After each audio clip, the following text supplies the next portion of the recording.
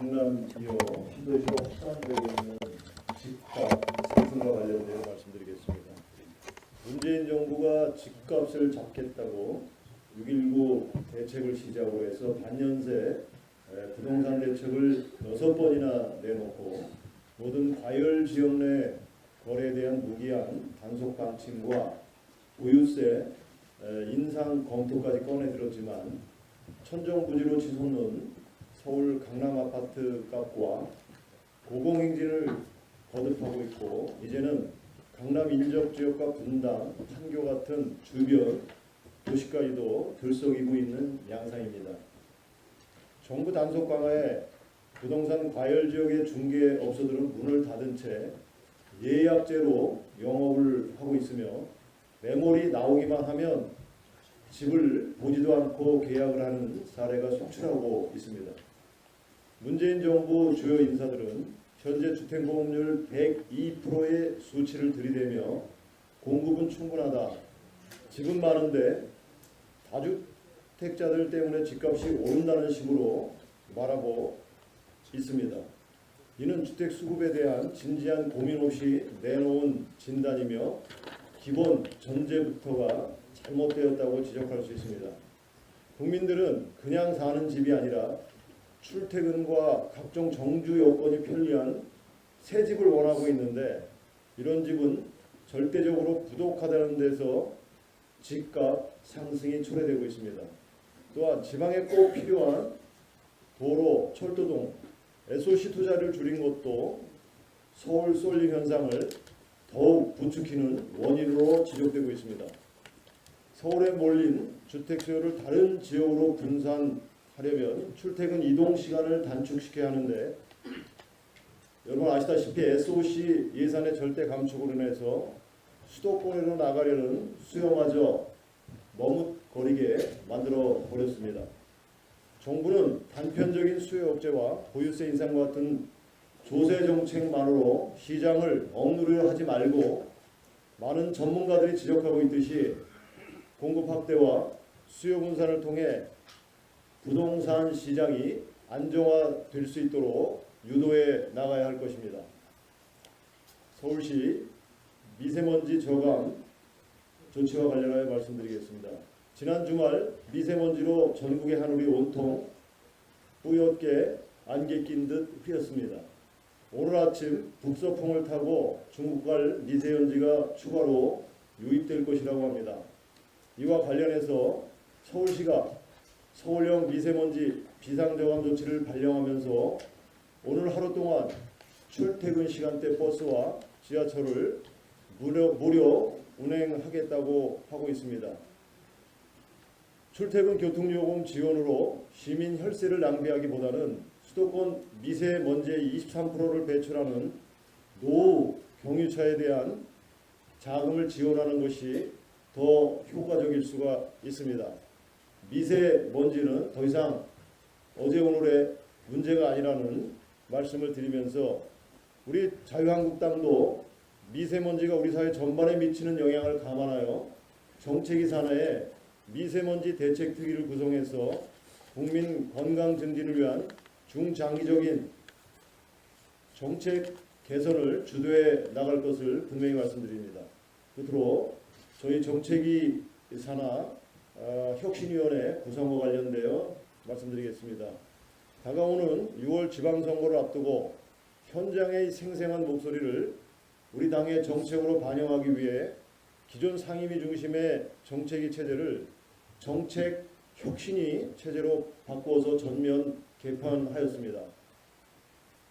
기존의 유사한 상임위를 두세 개씩 묶어서 6개 상임위로 나누었습니다. 자세한 내용은 원내 대책위 보도자를 통해서 말씀드리겠습니다. 이상입니다.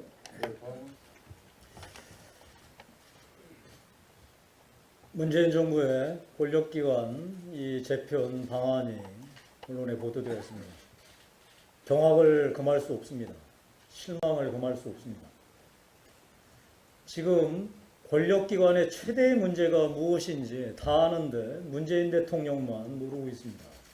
권력기관의 최대의 문제는 청와대 인사 개입과 기획사정입니다. 예전에 정부가 잘했다고 얘기하지 않겠습니다. 지금 잘하려면 권력기관의 재편이 우선되는 것이 아니라 청와대의 인사 개입을 전면적으로 차단하는 방법이 최우선적으로 도출되어야 합니다. 그런 연후에 권력기관이 자기 본연의 임무를 독립적으로 수행할 수 있는 방안을 만드는 것이 가장 중요합니다. 대통령 스스로, 청와대 스스로 인사 개입에 대한 모든 장치를 하나도 놓지 않은 채 공깃돌 이리저리 옮기듯이 권력기관 재편한다고 국민들이 원하는 권력기관의 본연의 모습을 찾을 수 있겠습니까? 이번에 발표한 경찰의 대공수사권 국정으로부터 이관 문제도 우리 국민들께서 생생히 기억하다시피 1987년 남영동 대검 분실 만들자는 얘기 말고는 아무것도 안 됩니다. 즉 청와대 인사 개입 방안 방지책이 만들어지지 않으면 또다시 그 엄혹했던 경찰의 권력 남용이 불을 뻗을 뻔합니다.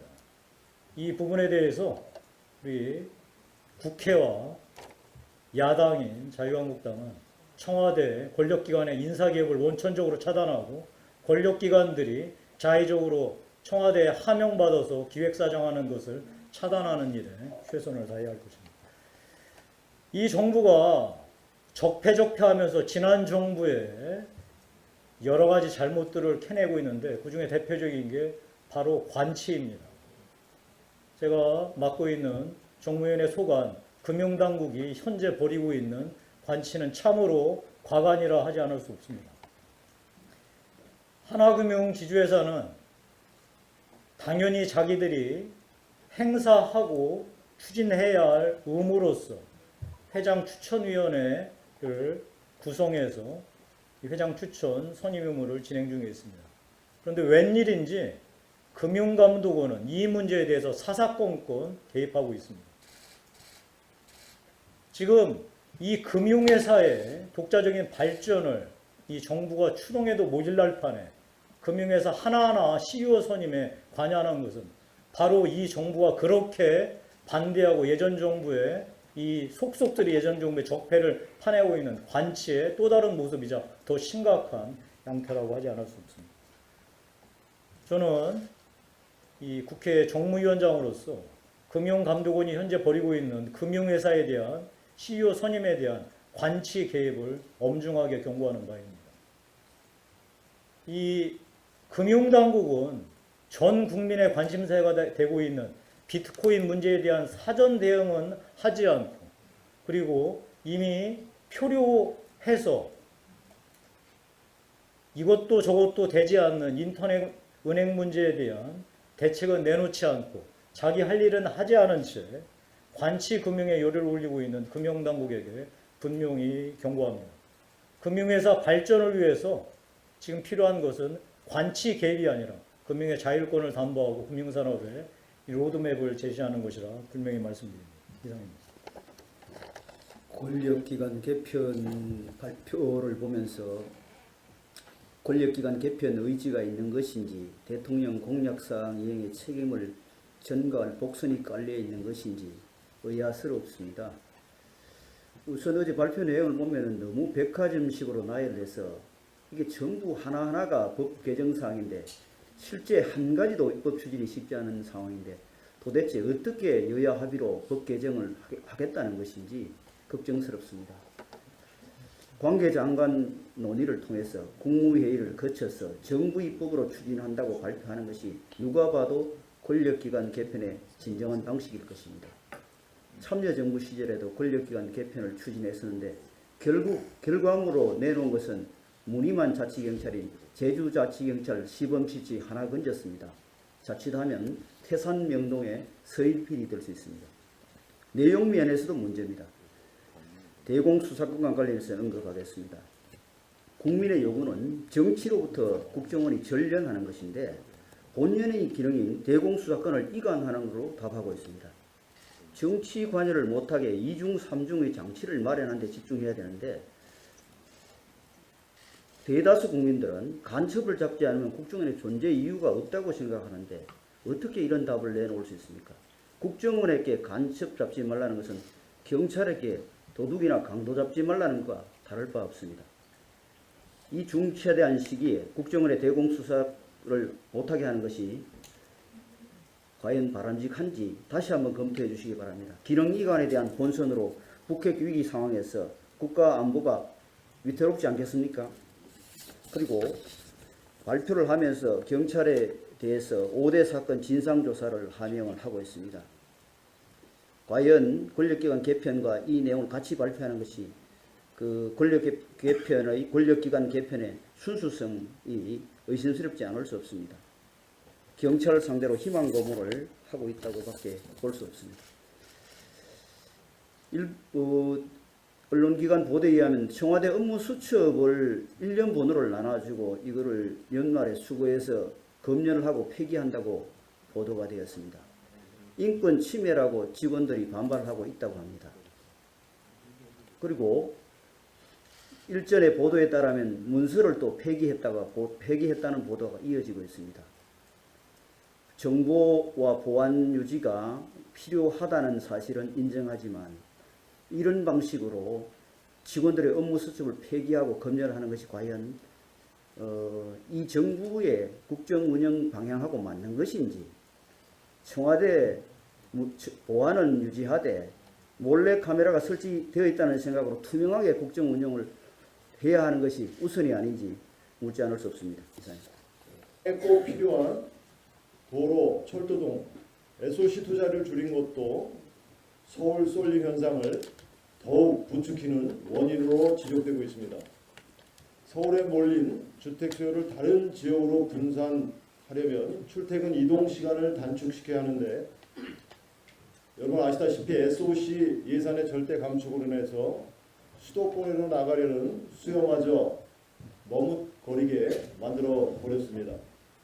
정부는 단편적인 수요 억제와 보유세 인상과 같은 조세 정책만으로 시장을 억누르려 하지 말고 많은 전문가들이 지적하고 있듯이 공급 확대와 수요 분산을 통해 부동산 시장이 안정화될 수 있도록 유도해 나가야 할 것입니다.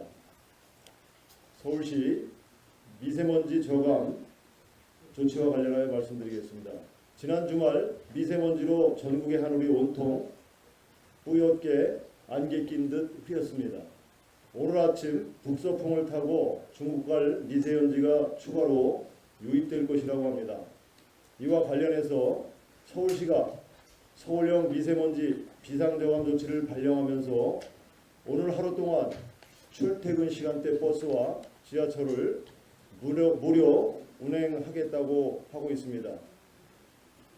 출퇴근 교통요금 지원으로 시민 혈세를 낭비하기보다는 수도권 미세먼지의 23%를 배출하는 노후 경유차에 대한 자금을 지원하는 것이 더 효과적일 수 있습니다. 강남 기호 신도시로 확산되고 있는 집값 상승과 관련되어 말씀드리겠습니다.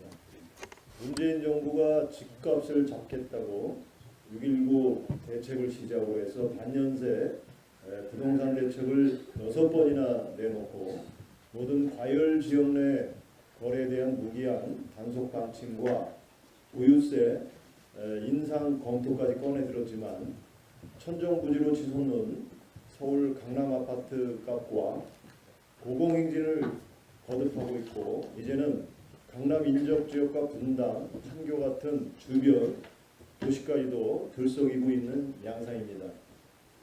정부 단속 강화에 부동산 과열 지역의 중개업소들은 문을 닫은 채 예약제로 영업을 하고 있습니다. 미세먼지는 더 이상 어제 오늘의 문제가 아니라는 말씀을 드리면서 우리 자유한국당도 미세먼지가 우리 사회 전반에 미치는 영향을 감안하여 정책위 산하에 미세먼지 대책특위를 구성해서 국민 건강 증진을 위한 중장기적인 정책 개선을 주도해 나갈 것을 분명히 말씀드립니다. 끝으로 저희 정책위 산하 혁신위원회 구성과 관련되어 말씀드리겠습니다. 다가오는 6월 지방선거를 앞두고 현장의 생생한 목소리를 우리 당의 정책으로 반영하기 위해 기존 상임위 중심의 정책위 체제를 정책 혁신위 체제로 바꾸어서 전면 개편하였습니다. 하고 있으며 매물이 나오기만 하면 집을 보지도 않고 계약을 하는 사례가 속출하고 있습니다. 문재인 정부 주요 인사들은 현재 주택보험률 102%의 수치를 들이대며 공급은 충분하다, 집은 많은데 다주택자들 때문에 집값이 오른다는 식으로 말하고 있습니다. 이는 주택 수급에 대한 진지한 고민 없이 내놓은 진단이며 기본 전제부터가 잘못되었다고 지적할 수 있습니다. 국민들은 그냥 사는 집이 아니라 출퇴근과 각종 정주 여건이 편리한 새 집을 원하고 있는데 이런 집은 절대적으로 부족하다는 데서 집값 상승이 초래되고 있습니다. 또한 지방